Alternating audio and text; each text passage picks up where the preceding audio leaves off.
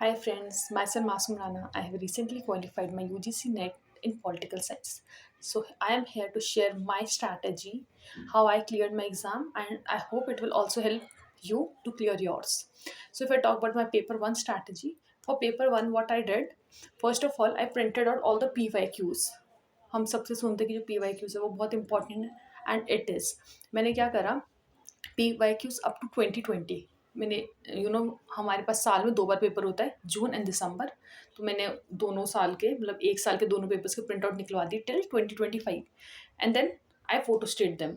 फिर मैंने क्या करा कि जो भी हमारे पास बहुत रिपीटेटिव टॉपिक्स है, for example if I talk about teaching methods, we have online modes of teaching, we have research aptitude में हमारे पास क्या आ जाएगा, methods of research, research design. LR में आ जाता है हमारे पास इक्विवेलेंट, नॉन इक्विवेलेंट और full forms in computers, DI. तो हम पहले क्या करेंगे, हम पहले हमारे पास यूनिट है, जो रिपीटेटिव टॉपिक्स है, मैंने उनकी लिस्ट बना ली.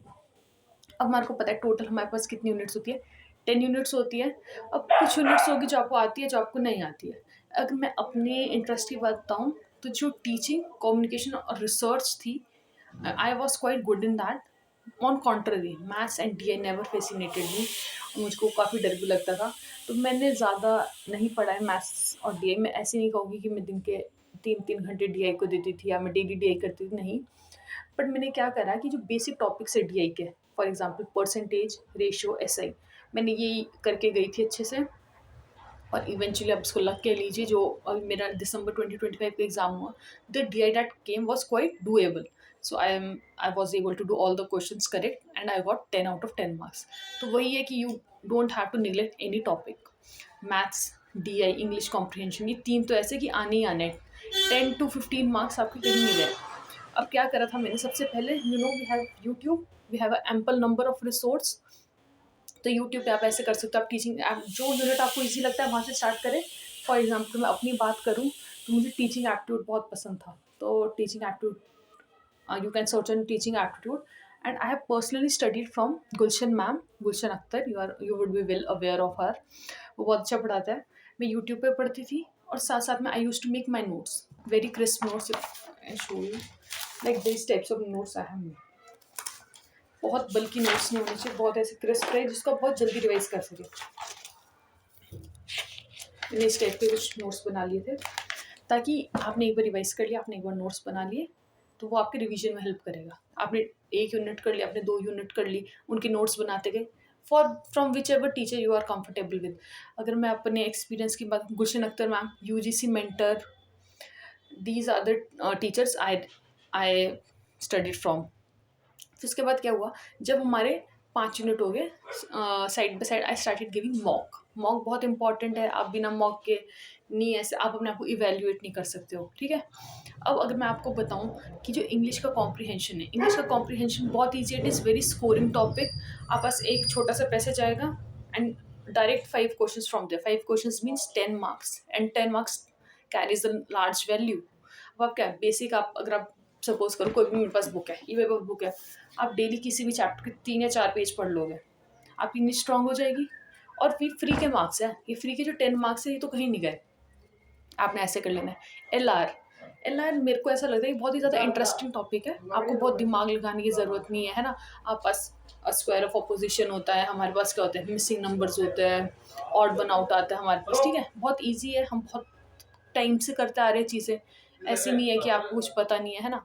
जैसे मिसिंग नंबर हो गया है ना, स्क्वायर्स, क्यूब्स, सबको पता है वो.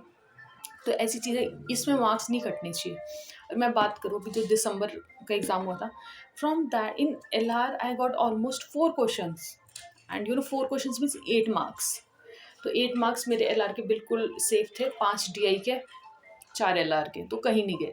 तो LR I think it is quite doable, it is quite easy. अगर आप ढंग से पढ़ेंगे तो वो बहुत आसानी से हो जाता है. LR भी मैंने गुलशन मैम से पढ़ा था. बाकी साइड बाई साइड मैंने नोट्स सबके बनाए थे. ये नहीं आप यूट्यूब से पढ़ रहे हो फिर अपने नोट्स नहीं बना रहे हो, क्योंकि at the end of the day it's you have to study. Fine. Now if I next I talk about environment. Environment was always my subject, as I have done my graduation in science and I always enjoy studying environment and biology. That was an easy topic for me. Communication was never a burden, communication में क्या आएगा, barriers of communication, types of communication. Barriers of communication तो सबको पता हो गया ना, noise, volume, medium, these all come under barriers of communication. Fine.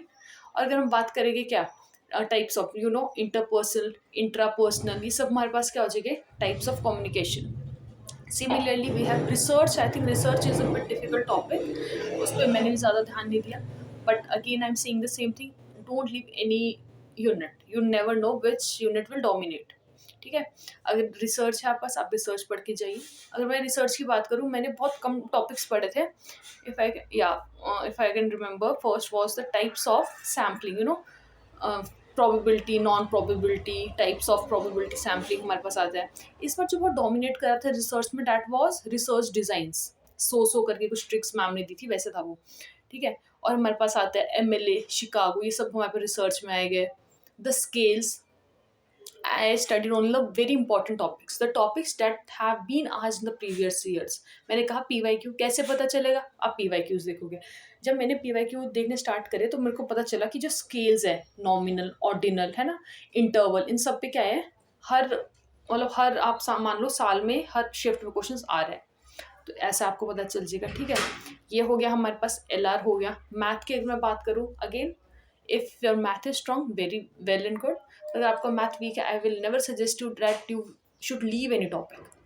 You never know what type of questions will be asked. If I talk in my shift, it was quite easy, I think. It was all about average, it was about ratio. इतना basic maths तो आपको आना चाहिए। If I preparing for such a high exam, basic maths you all must be aware of. फिर हमने क्या करा, if I talk most important thing, that is time management. If you can't manage time properly, no matter how much you know, if you can't write down in those 3 hours, it would be of no use. I hope it would be helpful. And I have recently created this channel so that I can help you all guys. If you like this channel, please like, share, and subscribe, and comment down so we can move this channel further. Thank you.